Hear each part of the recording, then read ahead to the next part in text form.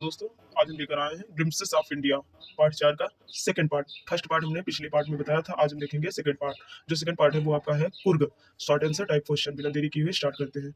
From माने से home किसके have the inhabitants of Coorg descended परंपरा एज पर द लीगेंड। कहानी के अनुसार वहाँ के जो निवासी थे वो किस प्रकार के परंपरा को मानते थे। तो इनहेबिटेंट माने निवासी ऑफ कुर्ग के, और पॉसिबली ऑफ ग्रीक और अरेबिक। कैसे थे? ग्रीक थे या अरेबिक। वहाँ के जो निवासी थे, कहानी के अनुसार देखा जाए तो वहाँ के निवासी अर्थात अधिकतर ग्रीक और अरेबिक हुआ करते थे। Descent as per the legend, कहानी के अनुसार। Descent as per legend means कहानी के अनुसार। कहानी के अनुसार वहाँ के निवासी जो थे कुर्ग के, वो ग्रीक और अरेबिक ज्यादा ज्यादा थे। Question second, describe the wild life of Coorg. Coorg की विल्ड लाइफ, जंगली लाइफ अर्थात विल्ड लाइफ के बारे में वर्णन कीजिए। तो Coorg is the heaven. Coorg को क्या कहा गया? हीवन, स्वर्ग कहा गया। फॉर वेरियस स्पीसीज, क्योंकि वहां पर विभिन्न प्रजातियां थी। ऑफ बर्ड्स, पक्षियों की वहां पर विभिन्न प्रजातियां थी, चिड़ियों की, एंड एनिमल्स और जानवरों की।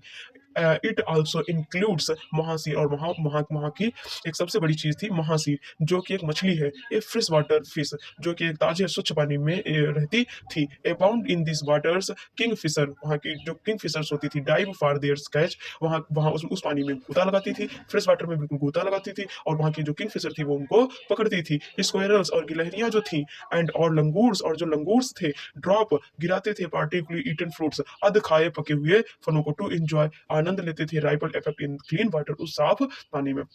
और जो वहां पर इस गिलहरी और लंगूर जो थे, वो अध खाए फलों को उस पानी में डालती थी, और छपाक की जब आवाज आती थी तो वह उनका आनंद लेते थे। बढ़ते हैं अगले पार्ट में। Describe any two tourist place of Coorg. Coorg के दो दो टूरिस्ट यात्रा वाली स्थान बताइए।